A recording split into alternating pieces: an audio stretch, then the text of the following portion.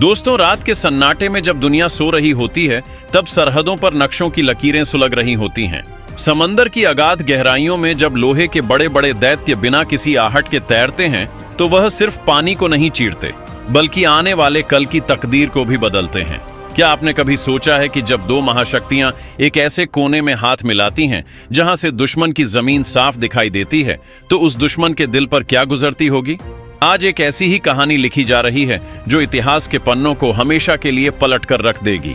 ये कहानी सिर्फ दो देशों के प्रधानमंत्रियों की मुलाकात की नहीं है, ये कहानी है उस भरोसे की जो सदियों के सफर के बाद आज इस मुकाम पर पहुंचा है कि अब दुनिया का नक्शा बदलने वाला है। पूर्व दिशा से उगते हुए सूरज की धरती से एक ऐसी आवाज उठी है जिसने उस ड्रैगन की रातों की नींद उड़ा दी है जो खुद को समंदर और जमीन का बेताज बादशाह समझता था। सोचिए, गुवाहाटी के ब्रह्मपुत्र की लहरों पर जब ठंडी हवाएं चलती हैं, तो वह अपने साथ सिर्फ पहाड़ों की खुशबू नहीं लाती, बल्कि अब उनमें एक नया कूटनीतिक जोश महसूस हो रहा है। असम की वह हरी भरी वादियां जो चाय के बागानों और अपनी सादगी के लिए जानी जाती हैं, अचानक दुनिया की भू राजनीति का सबसे बड़ा अखाड़ा कैसे बन गईं? दिल्ली के आलीशान दफ्तरों को छोड़कर देश के प्रधानमंत्री ने जापान की उस नेता को असम की धरती पर क्यों बुलाया, जिसे चीन अपना सबसे बड़ा और सबसे कड़ा दुश्मन मानता है? यह कोई इत्तेफाक नहीं है, बल्कि एक बहुत बड़ा सोची समझी चाल का हिस्सा है।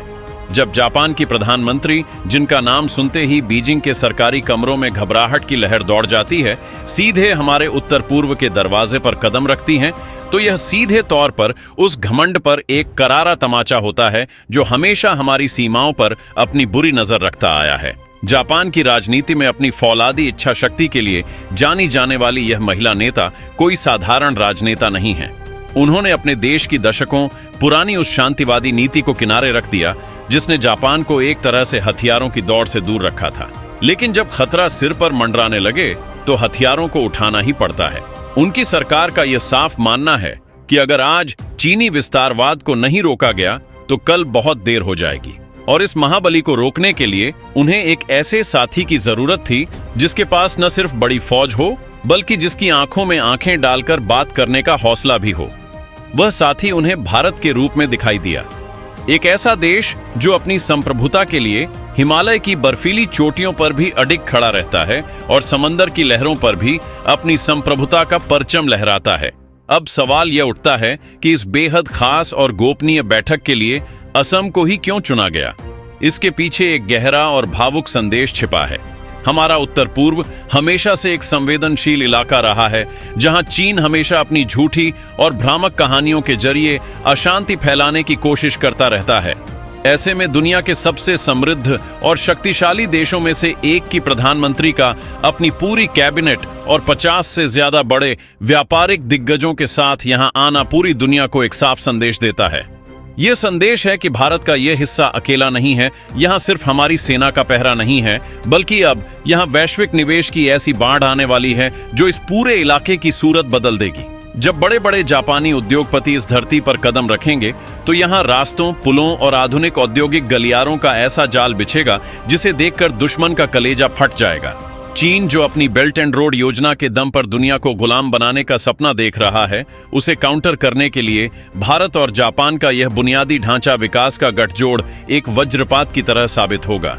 लेकिन इस पूरी कहानी का सबसे रोमांचक और रोंगटे खड़े कर देने वाला हिस्सा वो है जो समंदर के सीने में दफन होने जा रहा है। रक्षा मामलों के जानकार बताते हैं कि इस ऐतिहासिक मुलाकात के दौरान जिस सबसे बड़े समझौते पर मुहर लगने जा रही है, वह है जापान का मोगामी क्लास स्टेल्थ फ्रिगेट। यह नाम सुनने में जितना शांत लगता है, समंदर में इसकी मारक क्षमता उतनी ही जानलेवा है। यह कोई मामूली लड़ाकू जहाज नहीं है, बल्कि इसे दुनिया के सबसे आधुनिक और चुपचाप वार करने वाले युद्ध पोतों में गिना जाता है। इसकी बनावट ऐसी है कि दुश्मन के रडार इसे पकड़ ही नहीं पाते।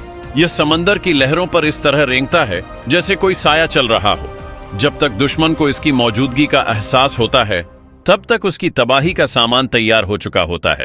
आखिर भारत को इसकी जरूरत क्यों पड़ी? इस बात को समझने के लिए हमें हिंद महासागर की उन हरकतों को देखना होगा जो पिछले कुछ सालों में तेजी से बढ़ी हैं। चीनी नौसेना की पनडुब्बियां और उनके जासूसी जहाज लगातार हमारे समुद्री इलाके के इर्द गिर्द मंडराते रहते हैं। हमारी जासूसी करने की कोशिश करते हैं। इस चोरी छिपे आने वाले खतरे को मटियामेट करने के लिए हमारी नौसेना को एक ऐसे शिकारी की तलाश थी जो पानी की गहराइयों में छिपे दुश्मन को ढूंढकर उसका शिकार कर सके।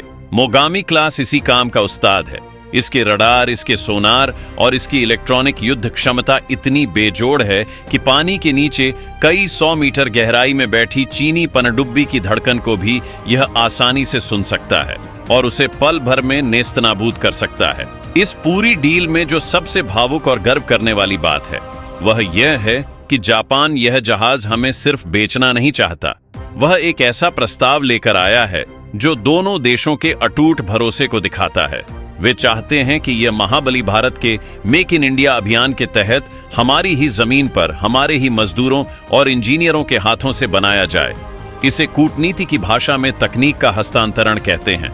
दुनिया का कोई भी देश अपनी सबसे गुप्त और बेहतरीन सैन्य तकनीक किसी दूसरे देश को आसानी से नहीं देता, लेकिन जापान यह कर रहा है क्योंकि उसे पता है कि एशिया के इस अखाड़े में अगर कोई ड्रैगन के फन को कुचल सकता है तो वह सिर्फ और सिर्फ भारत है।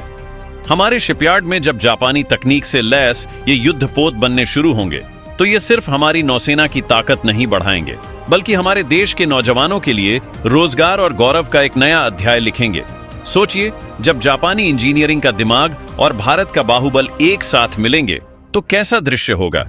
इस युद्धपोत की सबसे बड़ी खासियत यह होने जा रही है कि इसके ढांचे में थोड़ा बदलाव करके इसमें हमारी स्वदेशी और दुनिया की सबसे तेज सुपरसोनिक क्रूज मिसाइल ब्रह्मोस को फिट किया जाएगा।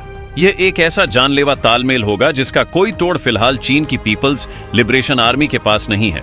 जापान के रडार जो दुश्मन की नजरों से बचाएंगे और भारत की ब्रह्मोस मिसाइल जो पलक झपकते ही दुश्मन के ठिकाने को राख के ढेर में बदल देगी। जब यह ब्रह्मोस से lace Mogami frigate Andaman Nicobar से लेकर मलक्का जलडमरू मध्य तक गश्त करेगा तो चीन की सांसें अटक जाएंगी। मलक्का वो समुद्री रास्ता है जहां से चीन का 80% से ज्यादा तेल और व्यापार गुजरता है। अगर कभी सरहद पर तनाव बढ़ता है तो समंदर में तैनात हमारा यह योद्धा चीन की इस आर्थिक नस को जब चाहे तब दबा सकता है। यही वो डर है जो बीजिंग को अंदर ही अंदर खाए जा रहा है। समय बदल रहा है और समय के साथ बदल रही है दुनिया की ताकत का संतुलन। पिछले 2 दशकों में भारत और जापान के रिश्ते सिर्फ लेन देन या व्यापार तक सीमित नहीं रहे हैं। दोनों देशों के सैनिकों ने हवा में, समंदर में और जमीन पर एक साथ पसीना बहाया है। चाहे आसमान में वीर गार्डियन अभ्यास हो, समंदर में जी-मैक्स हो या फिर जमीन पर धर्म गार्डियन, दोनों सेनाएं एक दूसरे की भाषा, तकनीक और चाल को इतनी अच्छी तरह समझ चुकी हैं कि युद्ध के मैदान में वे एक जिस्म और 2 जान की तरह काम करेंगी। यही नहीं, दोनों देशों के बीच खुफिया जानकारियों को साझा करने का जो समझौता हुआ है उसके तहत समंदर में चीन की हर छोटी बड़ी हरकत का लाइव डाटा दोनों देश आपस में बांटते हैं। जापान का यह कदम दुनिया के लिए एक और बड़ी सीख है। दूसरे विश्व युद्ध की त्रासदी के बाद जापान ने कसम खाई थी कि वह कभी किसी देश को अपने हथियार नहीं बेचेगा, अपनी सेना का विस्तार नहीं करेगा।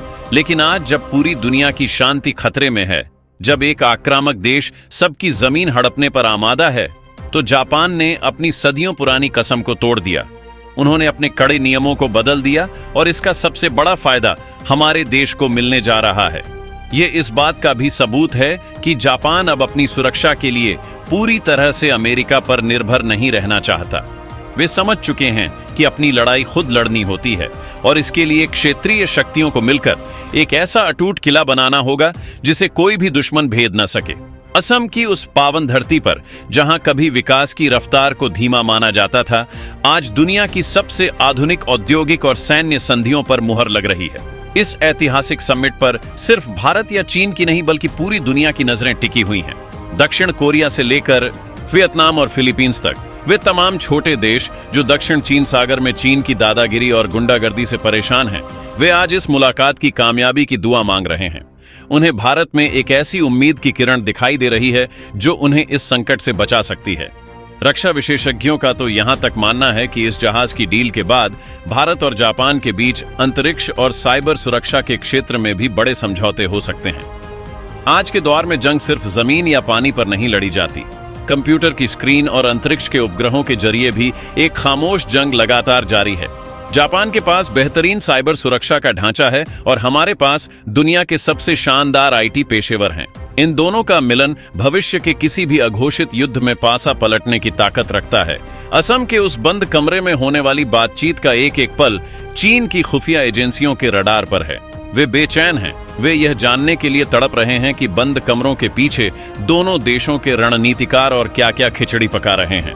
लेकिन उन्हें जो चीज सबसे ज्यादा चुभ रही है वह है दोनों देशों के नेताओं का आत्मविश्वास। अब वह दौर बीत चुका है जब भारत किसी महाशक्ति के दबाव में आकर अपने फैसले बदल देता था। आज का भारत अपने राष्ट्रीय हित और अपनी सुरक्षा को सबसे ऊपर रखकर फैसले लेता है। जब यह मोगामी क्लास युद्धपोत समंदर की लहरों का सीना चीरते हुए हमारी नौसेना के बेड़े में शामिल होगा तो वह दिन स्वर्णिम अक्षरों में लिखा जाएगा। यह सिर्फ लोहे और स्टील का ढांचा नहीं होगा, यह प्रतीक होगा उस अटूट दोस्ती का जो किसी भी तूफान के सामने सीना तान कर खड़ी हो सकती है। इस कहानी की गहराई को थोड़ा और करीब से महसूस कीजिए। चीन के पास जहाजों की गिनती बहुत ज्यादा है, उसकी नौसेना बहुत विशाल है, लेकिन इतिहास गवाह है कि युद्ध कभी सिर्फ तादाद से नहीं जीते जाते। युद्ध जीते जाते हैं हौसले से, तकनीक से और सटीक रणनीति से। मोगामी क्लास में एक खास तरह का एंटीना सिस्टम लगा होता है जिसे यूनिकॉर्न कहा जाता है। यह कोई साधारण रडार नहीं है, यह एक ऐसा जादुई सिस्टम है जो चारों तरफ घूमकर दुश्मन की हल्की सी हलचल को भी पकड़ लेता है, जबकि खुद इसकी अपनी आवृत्ति इतनी शांत होती है कि दुश्मन के मॉनिटर पर यह सिर्फ एक छोटी सी पानी की लहर की तरह दिखता है। कल्पना कीजिए, एक इतना बड़ा लड़ाकू जहाज आपके ठीक सामने मौजूद है, लेकिन आपकी स्क्रीन पर वह दिखाई ही नहीं दे रहा। यही वह जापानी इंजीनियरिंग है जिसका लोहा पूरी दुनिया मानती है। इस जहाज को इस तरह से डिजाइन किया गया है कि इसे चलाने के लिए बहुत कम सैनिकों की जरूरत पड़ती है। जहां आमतौर पर इतने बड़े जहाजों को संभालने के लिए 200 से ज्यादा नौसैनिकों की जरूरत होती है, वहीं इस जापानी योद्धा को सिर्फ 90 लोगों का दल बड़ी आसानी से नियंत्रित कर सकता है। इस ऑटोमेशन का सबसे बड़ा फायदा यह होता है कि जहाज के अंदर भारी मात्रा में हथियारों और मिसाइलों को रखने के लिए बहुत ज्यादा जगह मिल जाती है। और जब इसी खाली जगह में हमारी ब्रह्मोस जैसी अचूक और अचूक मिसाइलें लोड होंगी तो इसकी मारक क्षमता दुनिया के किसी भी युद्धपोत से कई गुना ज्यादा हो जाएगी। यह सिर्फ एक जहाज नहीं बल्कि समंदर में तैरता हुआ एक ऐसा अजेय किला बन जाएगा जिसे पार करना किसी भी दुश्मन के लिए एक खौफनाक बुरे सपने जैसा होगा।